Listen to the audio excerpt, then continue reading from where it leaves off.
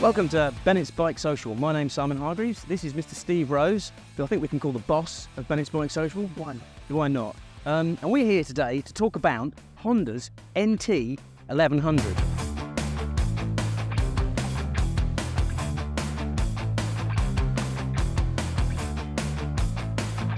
Right, Steve, so we've both had Honda NT1100 long-termers. Yeah. You've done 9,700 miles. I've done sort of about 4,000, so you're twice as experienced as me and twice as knowledgeable about this bike, so you can talk twice as much. Yeah. Let's start off. I mean, I went on the launch of the NT1100, which was back in, what, the end of 2021, was it? Start of 2022, somewhere around there. It's a 22 model, isn't it? And Honda were quite keen to sort of position the bike. They said NT stands for New Tourer, apparently. And they were quite keen to sort of position the bike as this sort of all-round sports tourer. Kind of in the mould, I guess, of, you think of Hondas of old, like the VFR 750s. Yeah. Is that how you felt about the bike? I was hoping it was going to be halfway between a kind of a VFR 800 and a Pan-European. So yes, I had that kind of comfort and all-day thing that the Pan-European had, but kind of ease of use and kind of everyday, lightweight, just flexibility that the VFRs had. Because that was a big gap at the top of Honda's range, wasn't it, really? The ST13 had gone, they had the wing, and then they had, like, the NC 750X sort of down there. There was nothing in that middle range, I don't think. No, and interestingly, I think they tried the VFR 1200, which was neither a sports tourer, nobody really knew what it was. Yeah, the Cross Tourer, which was not an adventure bike, but not quite a sports tourer. And the other thing that fascinated me with it was all the other sports tourers I've ridden, and probably, the last 30 years we've probably ridden most of them. The ZZRs, VFRs, GSXs, we're all born out of sports bikes. Yes. And this was a sports tourer that had come from an adventure bike. This was somebody saying, here's an adventure bike, and we're going to put it on road wheels, and we're going to give it a slightly more bodywork. And so it's less of the sports, perhaps, and more of the tourer. There was a big question mark at the time when I think I was describing it as a sports tourer, and I was hearing comments like, it's not a sports tourer, it's something else. A sports tourer is based around but it's actually quite a sporty machine overall. It can be ridden quite healthily. And my first ride, you were on the launch where they choose roads that will show the bike off to its best ability. Yeah. My first ride was on a bumpy back road in kind of rural Sussex. And you go 2 or 3 miles through villages where you're sitting there thinking, I like this, riding position's really natural. And then you get out of the last village and you hit this sort of 5 or 6 mile stretch. Yes. And on the map, it looks like a perfect biking road. It's got lots of turns and all this kind of stuff. When you ride it, it's also got lots of cambers and bumps and gravel and cycling. Yeah. So it's quite a challenging road. And I was really impressed. I'm still really impressed, given some reservations about suspension, which will come to.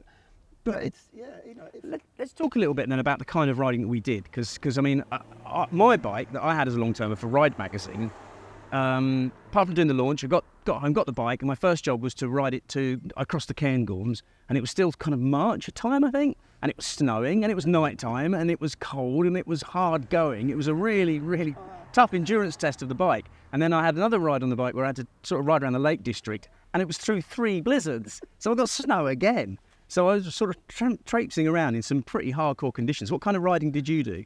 A lot of mine was a lot of motorway stuff, a lot of little back roads. I live 150 miles from the office, so I do a lot of miles on a regular basis. The quick route, the kind of I just need to get there route, is literally I turn right out of my house.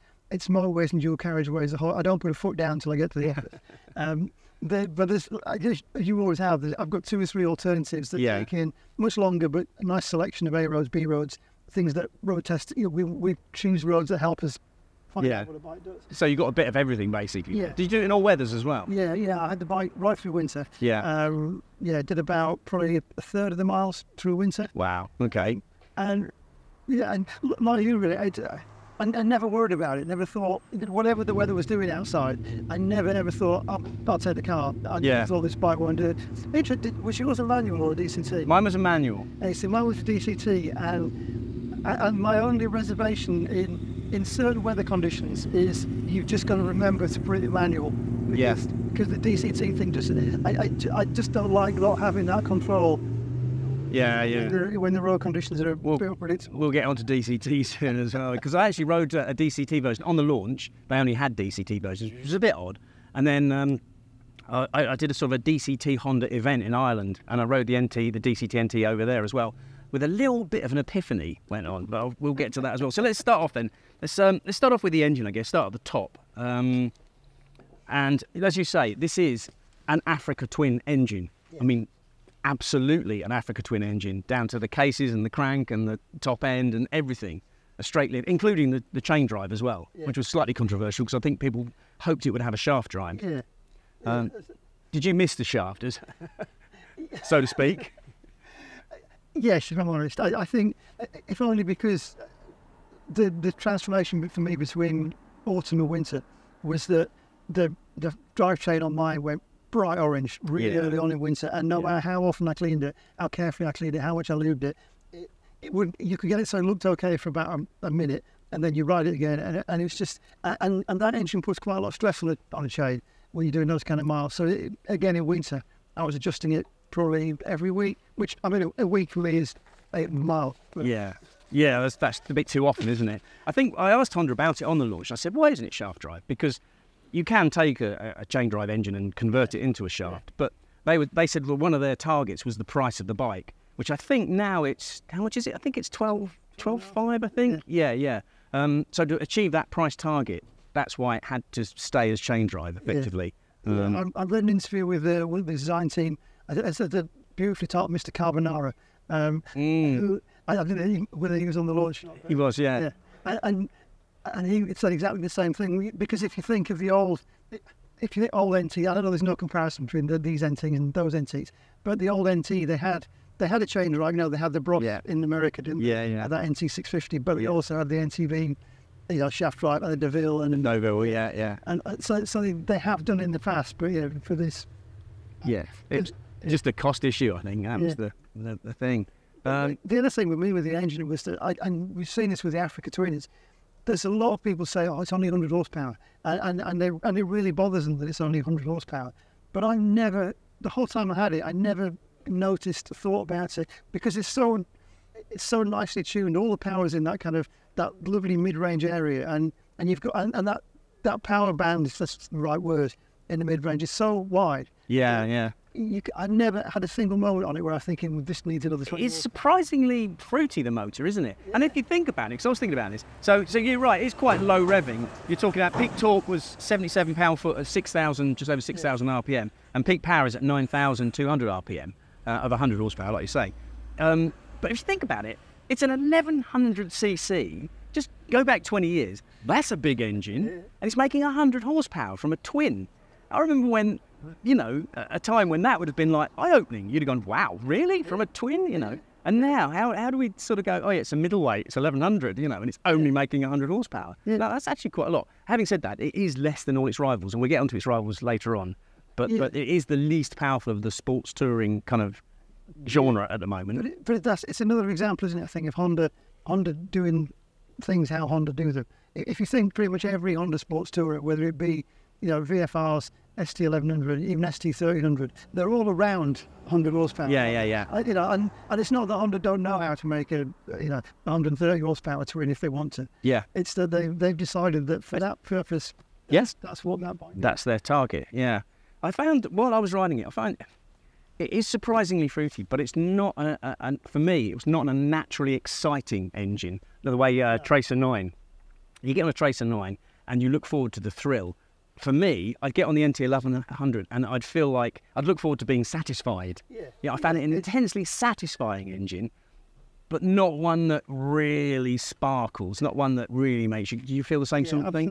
And interestingly, I think, coming back to what we were saying before about is it a sports tourer, my first few hundred miles I did it, my conclusion was this is actually the best definition I've seen of a sports utility vehicle. In the car world, they have this whole thing of it's an SUV is just something that's it's a 4x4 that's not as dangerous as a farmer's 4x4. It doesn't roll over in corners, but it's not like a people carrier. It's this kind of funky, cool, image-led thing.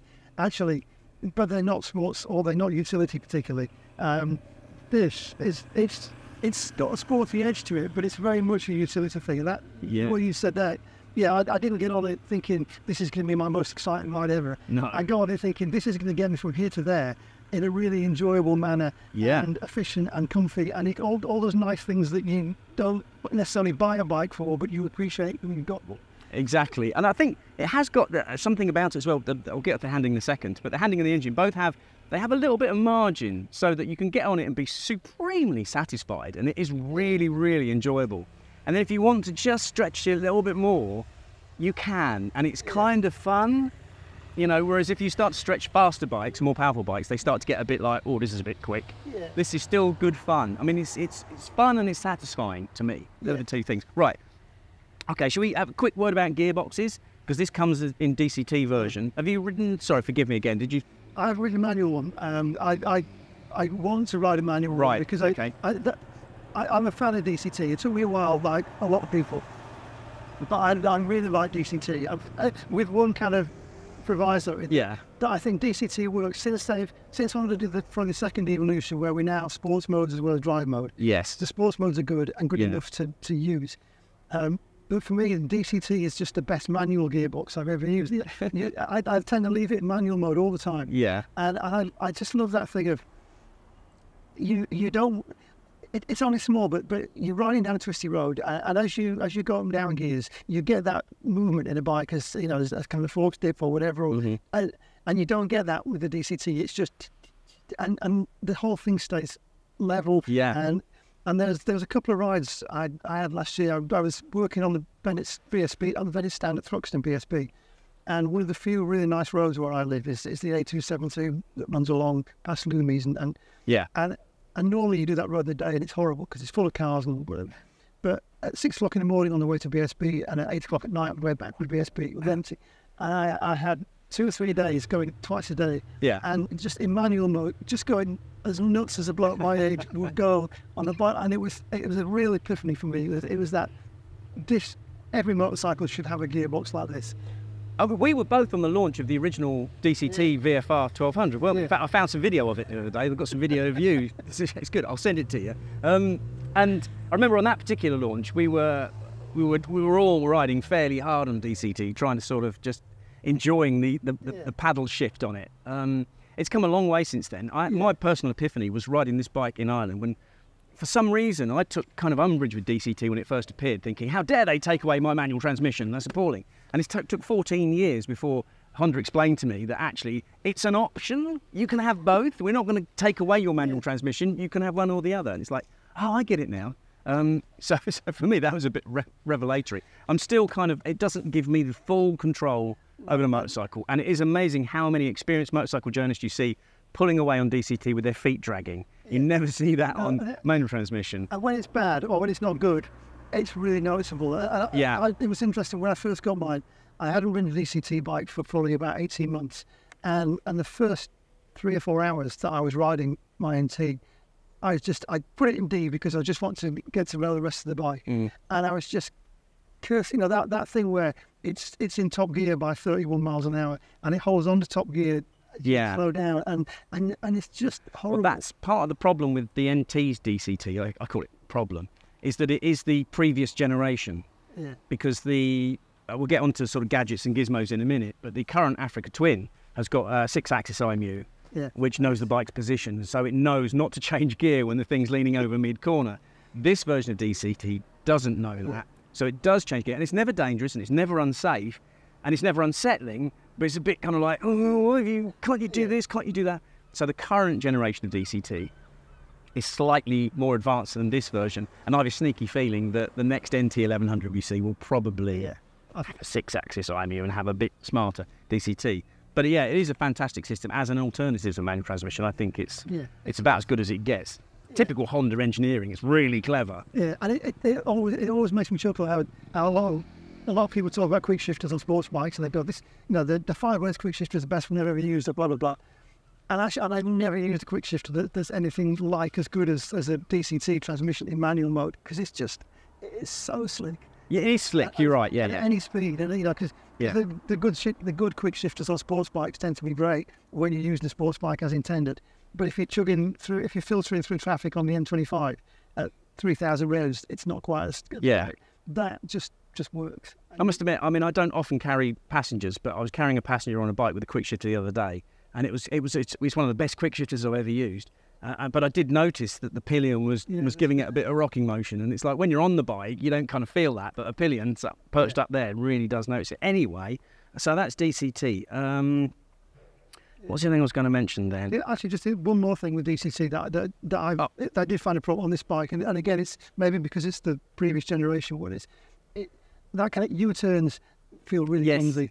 And kind of, especially U-turns on uneven surfaces, gravel, car park. Gravel, it's all a bit...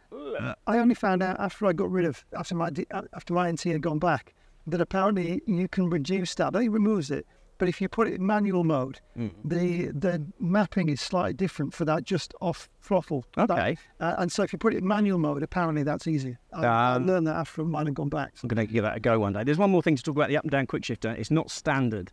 Now, the sports tourists are in a bit of a battle at the moment to see who can come equipped with the most gadgets. And not having the quick shifter, up and down quick shifter standard is kind of one sort of like tick against the NT. It's an optional extra. It was 257 quid. I'm not sure if that includes fitting. I don't think it does. And it might have gone up because that was 2022 prices. But that's worth saying. The quick shifter is really good for me. I'd definitely have that. Okay, let's talk about handling and suspension. So this is an Africa Twin frame because it's an Africa Twin engine. It is literally, again, an Africa Twin frame, as you say, with the upside-down forks, the short travel suspension. They're unadjustable. There's no semi-active. There's preload only at the rear, I think. But so, how do you find the handling dynamic? Depends on the road.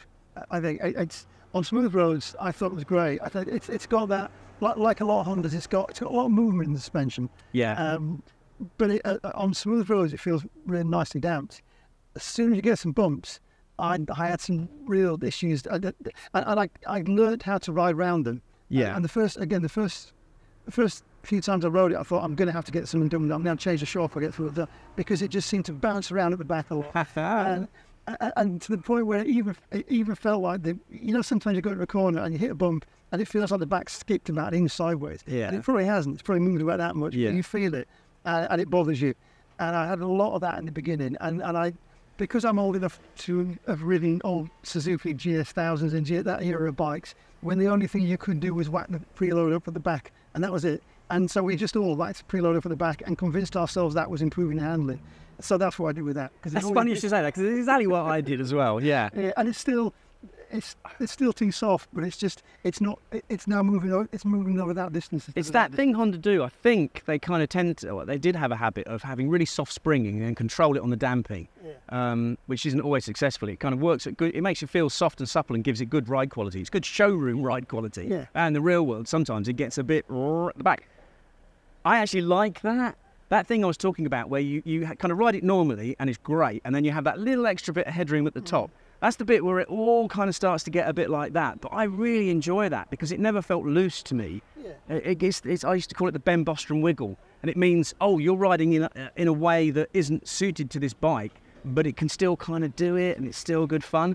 I really enjoyed it. Incidentally, that sort of issue about it being a sports tour and how sporty is it. The chassis was developed by Noniyama-san, who rides a CBR 600RR track bike and has an international race license.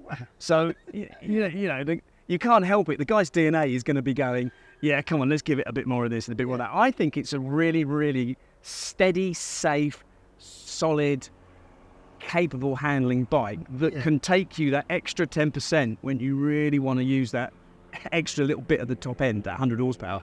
I think it's really good. I was really impressed with it. But again, in a satisfying kind of way rather than a thrilling kind of way. Yeah, and also I think the extension of that as well is that in those moments where when you're riding on a wet road and you come to a mini roundabout, it steers as comfortably and confidently in those conditions. And I remember riding, I didn't have this on the GSX-1000 GT, but I remember on the GSX-1000F, the kind of predecessor of the GT. I remember having one of those on test, and in those conditions where it's chucking you down, and you kind of ride into a slippery road, but you can't judge the grip anyway, so you're not entirely confident. And it just felt like it was continually going like that. Yeah. And the NT never did that. It was just solid. It's got that classic Honda sort of centre of gravity between your knees handling, where it sort of steers intuitively. It doesn't topple into a corner. It doesn't. You don't have to wrestle it into a corner. So it's kind of, again, it's sort of in the case of the sports tourers, it sort of sits in the middle. It hasn't got that kind of knife edge, really agile handling of the Tracer, but it hasn't got that slightly long crank steering effort that you need to put into like the Ninja 1000 SX or the GSX SGT, the Suzuki. Yeah. Both of those, they need a definite kind of like, let's get into this corner. That thing is just, it kind of like, I'm looking, that's where it's going. Again, quite impressive. Okay, anything else do we want to talk about handling? I think we've pretty much covered the handling side of things. Yeah, I think so. Okay, cool. Let's go on to comfort and economy. Quite important things when it comes to a sports tourer. I don't know what you were getting. I mean, I've got in my notes here I was getting 43.7 miles per gallon as an average. That sounds a bit low to me, so I'm not sure what I was doing to get that. I was getting a lot more, but a lot of the miles I did last summer when fuel was £2 a litre. Oh, yeah. And because of, my regular day is 300 miles, it matters. So I spent, and I'm a bit of a geek with this because I do a lot of motorway miles. I spend a lot of time just trying to work out what's the fastest I can go on a motorway and get the best fuel consumption. And we all know that you can do an indicated whatever on a motorway, and all you do is end up riding to the back of the next queue quicker and then slowing down and then So it's that thing about momentum. And I spend far too long thinking about this, but I regularly manage to average about 65 miles an hour, which, it doesn't sound like a lot, but actually averaging that is... That's pretty good going. But I could average 65 miles an hour and be averaging somewhere around 60 miles per gallon on it. That's incredible. And I was really impressed at that. The flip side of that is I had a couple of days up in Yorkshire and kind of Northumberland, and we're seeing kind of 40s. Yeah, that's the thing I've noticed about Euro 5 engines, modern motorcycle engines, is that if you nurse them, they can be really frugal, more frugal than they ever were on carbs. But if you hammer them, they're more thirsty than they ever were on carbs. It's kind of a bit of a weird thing, but you certainly can. So it's just over a 20 litre tank, 20.4 I think. And my best mileages were over 200 miles a tank. Yeah, I regularly got 250 to a tank. And I tried, one day when I thought I'm going to try and get 300 miles out of this tank, which would have meant to being roughly about 75 to the gallon. Yeah. And I tried dropping, I typically used to aim for an indicated speed of around 75 to 80. I tried dropping it to 70, and that made pretty much no difference. I tried dropping it to 60, which did add, it got me up to about 65 miles per gallon, maybe slightly higher than that working. Yeah. But it's so dangerous that being on a motorway with indicated 60, where you're probably actually doing 55, you're just it's just horrible. Yeah, it does. We'll get to that. Actually, the speedo is 10% optimistic on this. When you're doing 80, you're actually doing 73. Yeah. But then I am talking to someone who got nicked by the same average speed camera twice in a row. Three times. Three times. I was like, oh my God, okay, right. Yes, also in my notes, I got this line here, which I thought was really clever, but it probably isn't. I put, the NT will numb your brain long before it numbs your bum. So is that a compliment? I'm not sure. It's and again, I could do, it takes me 2.5 hours before I get to work. It's supremely comfortable. Yeah. I mean, one of the most comfy bikes I've ever ridden, I think. Yeah, the riding position is lovely, isn't it? Because you're slightly lower than an adventure bike, the seat's slightly wider. So you kind of foot to foot isn't that much different from an Africa Twin, but it's much more comfortable. And the relationship between your body and the bars, it just feels, for me, I'm 5'11", feels absolutely perfect. It sort of returns to that again. It's a bit of a cliche, but it's that classic Honda. You get on the bike and you immediately feel like you've ridden it before. Yeah. It's just so intuitive. Everything, all the controls fall easily to hand, all that kind of stuff. It's great. Yeah. I mean, the seat is particularly comfy for me, I thought. Not heated, like, can get these days. The other thing is the screen, which I think is got an incredible range. You can have it so it's almost upright in front of you, and well, it is upright, and you're sat behind it in this little pocket of still air. But it's not the easiest thing to adjust when you're on the move, is it? I never got the hang of adjusting it upwards. I could adjust it downwards fairly easily, but I never got the hang of it's very stiff, and I couldn't let go of the bars for long enough to be able to wrestle it upwards. Yeah. I used to put one on cruise control and then literally stand over the front end, grip it with both hands and go, right, like that, because it's friction controlled, isn't it? There's no handles, no levers. It's just on spring friction.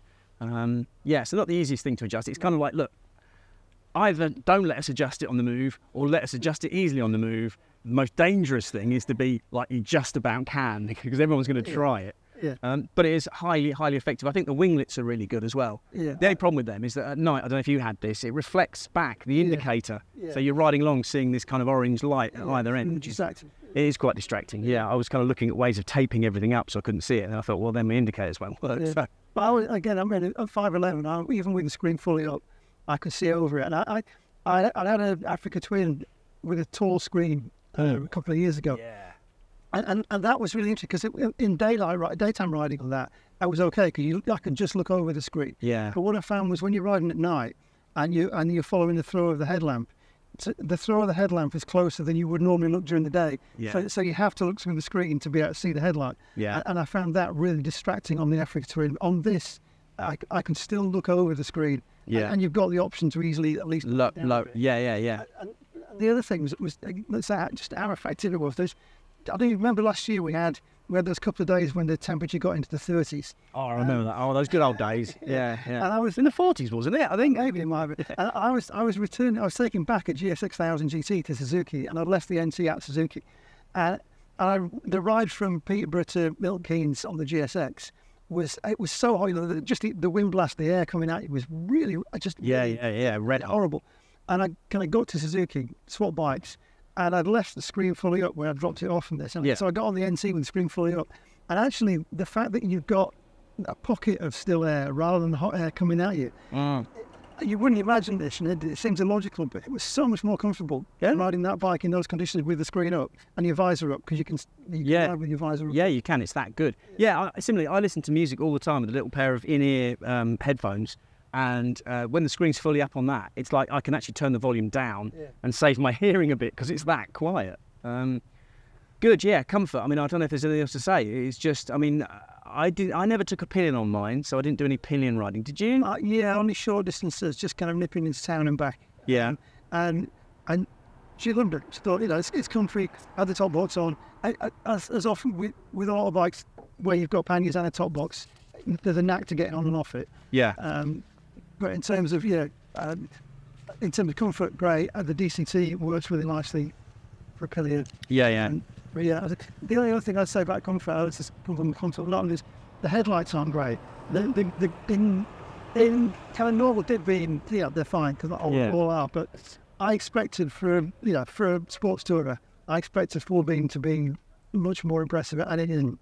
And again, the interview with Carbonara that I read, he was saying that I think the headlight units are pretty much the same as the XADV.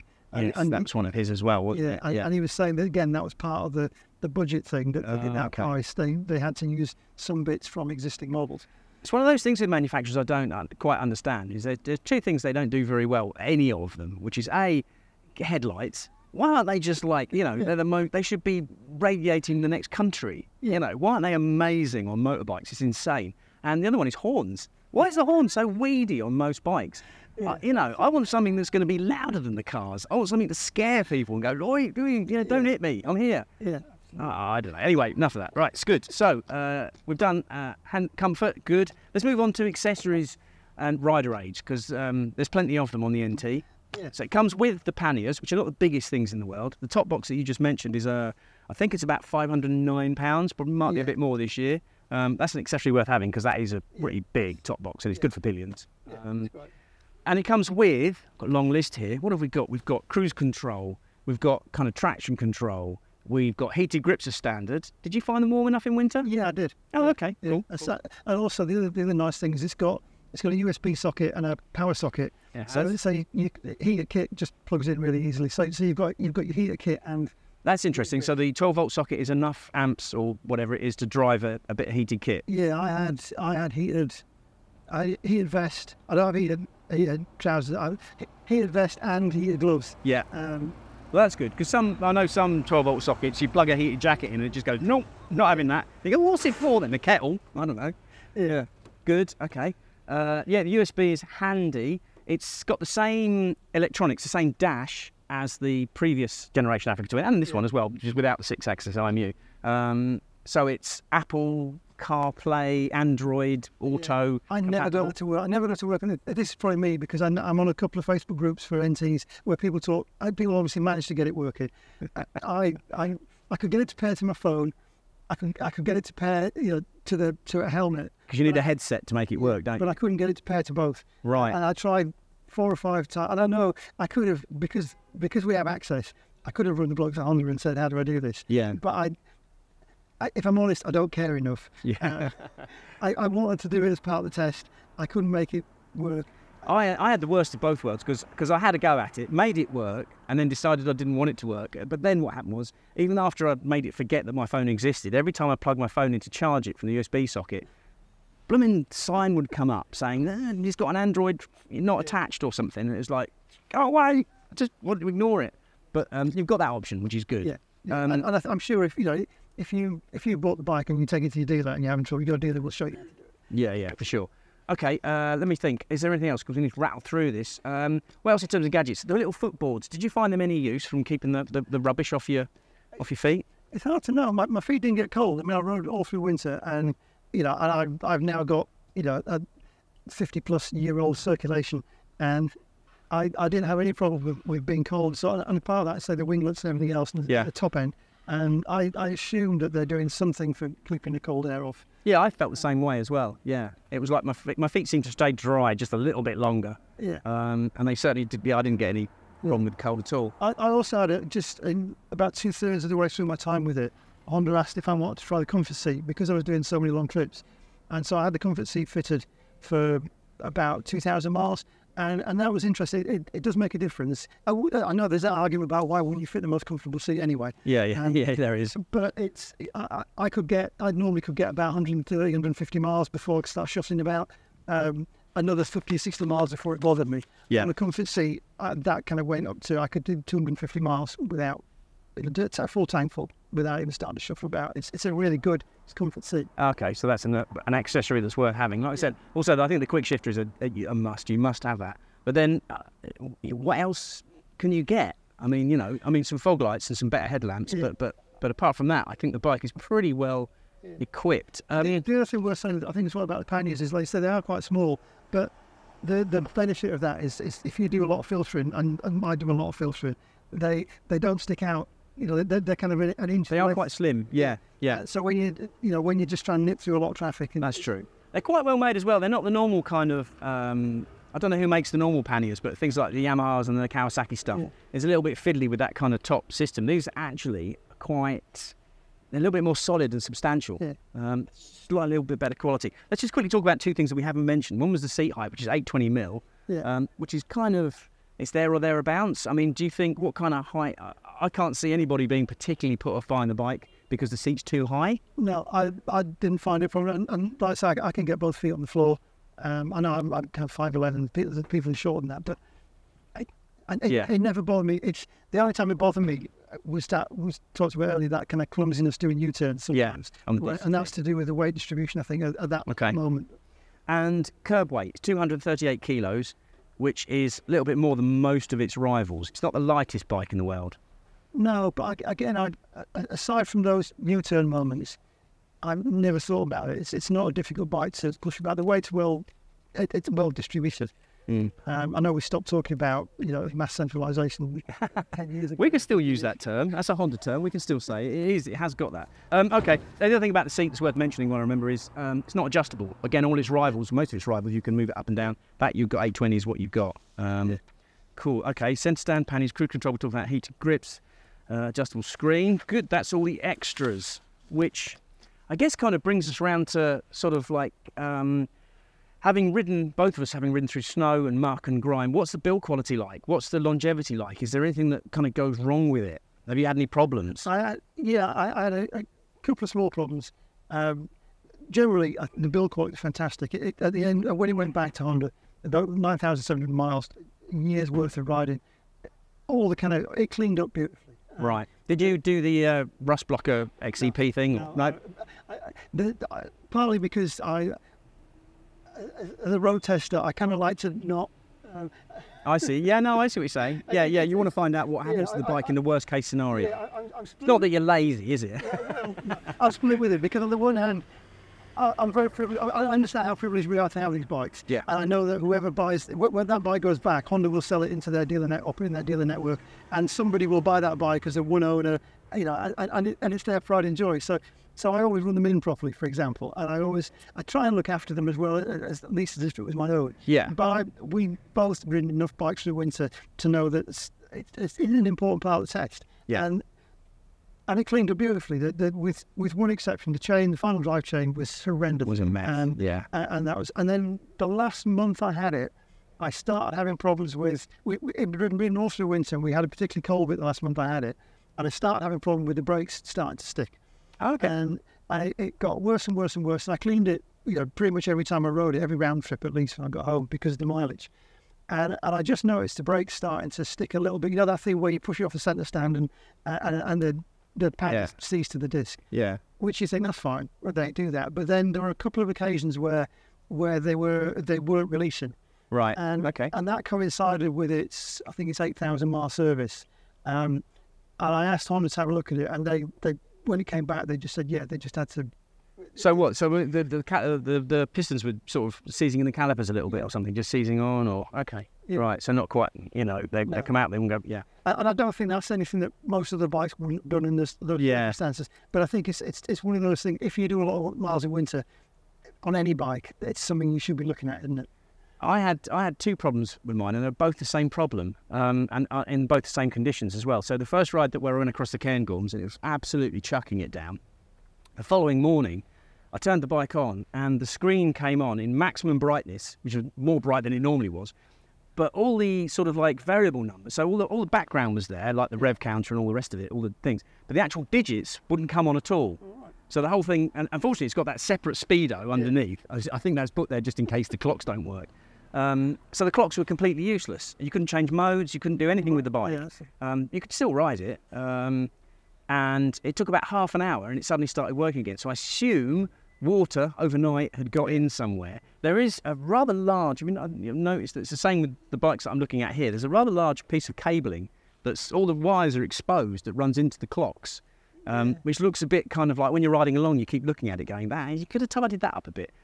Now, I would put that down as a one-off, except it happened again on a different bike. I was riding another NT1100 through a rainstorm, and this time the clocks just went completely black while I was riding. Again, still had the speedo in the bar, but no clocks at all. And again, after about, I think this was about 10, 15 minutes, it came back on again with a bit of reason. I had to keep turning the keys off while I was riding and get it back on again. But twice is not a coincidence, I don't think. No, I think there's something going on there. Yeah, it's interesting because I did a lot of wet miles. It never happened to you? Never happened. Right. Maybe it's me. I don't know. Maybe it's Scottish rain or yeah, it could be southern rain. I felt, if rain is causing an electrical problem with the clocks, that doesn't bode well for like longevity because you're going to get some corrosion at some point. And like I say, it happened twice on two separate bikes. That does sound interesting. But that's the only problem I had. But I agree with the chain. Yeah, the chain was disgusting. But I think that's fairly standard with everything except BMWs these days, with their endurance chain. And at least, we've mentioned it, at least it's got centre stand. So even if it does need a lot more adjustment, as it gets older, if it needs more adjustment, at least adjustment. It's kind of Honda's way of going, no, do you know what, we should have put a shaft on it, shouldn't we? Okay, that's cool. So overall then, let's sum up with the verdict. What do you think? I think for the price, the equipment, performance, I think it's really good value if you're after that kind of, if you want to buy to the distance side, if you want to buy surviving affiliate, and something that's got a utility value, but it's just you can get on it and know you're going to really enjoy every ride. It's absolutely great. Interestingly, I've been riding a Transalp recently. Okay. And when you look at the price, so the basic price of Transalp is $9,500. Okay. But it comes with nothing. By the time you add, grips, blah blah. By the time you add the things that will make it the same spec as that, it's actually not that far off. No, I can imagine that. Yeah. So, and it makes you realise that actually you are getting a lot of money by packaging it all together. If you want the panniers and the heater grips and the CarPlay and all that stuff, you're getting a good deal because all that stuff is in it. And the basic bike is lovely. I agree. I think it was slightly surprising because I thought it would be more kind of humdrum than it was. It's not. It is, you can have fun on this bike, but it is, like I said, intensely satisfying. I think, the only thing that really, really bugged me, and I don't know how important this is for most other people, it was the colours. I mean, I don't think the white is available this year. I think that's a 2022 bike. I think this year all you get is that kind of gunmetal silver and a black bike. And if you buy, isn't just me, but if you buy a bike and you kind of want it somehow to reflect your personality, it's a statement about who you are. That's part of it. Part of that is the colour. Yeah. And do you want to be grey? Do you want to be that kind of like slightly dull? I always thought even if they took the silver one and they had, I mean, look at that red highlighting on the seat. I think you see that, and the red badge. If there was a bit more going on, that I'd be happy. Yeah, and it's funny because when Honda do colours well, the Africa Twin being a good example, when they do colours well, they're so good at it. Yeah. And it's, again, a couple of the Facebook groups that I'm on with NTs, the guys, particularly with the white ones, are starting to get some graphics made. And you can see there's a guy there who's got just some red and blue, really fine pinstriping on his. And I no idea how difficult that is to examine, but he had it done and it matched the curves of the bike, and it looks beautiful. It's such a difference. That is what I would. That's a great idea, because that is what I would do. Just pep it up a little bit. For me, if Honda wanted to just sell more NT1100s, I think that's probably the easiest thing they could do. Just paint them, make them look nice. Well, they've got, I don't think it's an ugly bike. I think it's actually quite kind of, I mean, it has got that sort of ex-ADV scooter carbonara, designed quality to it. It's a family look, isn't it, for Honda? But interestingly, when you look at these two we got here, with the screen in the lower position, it's a nice sporty looking bike. It's with the screen up, but I'd say Honda have got enough. They've got enough heritage in their own colour schemes. They could look at whether it's some of their old CBR colour schemes or whatever. There's a lot of stuff they could do where they could just so do much version of that. Just do a little bit extra. I mean, not make it look like a race bike, but just pep it up a bit. Anyway. Good, right. I think we have just about covered everything. Is there anything else we've forgotten? I don't think. I can't think of anything. Good. We talked for long enough. Right. That's no. Well, you said earlier when about the thing about a good video or a good road test is the readers should want to leave and finish before we do. Yeah. Hopefully we've bored you to death. Right. Excellent. There we go. That's the NT1100. That's our experience of it. If there's anything we've forgotten to say, or there's anything that you know that we don't, please put it in the comments below. And please remember to become a BikeSocial member and get all the benefits that you can get that come with that, such as cheap track days and experiences at BSB meetings if you're in the UK. If you're not, sorry, you just got to move here and enjoy some of that. Anyway, apart from that, I think all that remains to be said is thank you very much for watching. Yeah, thank you.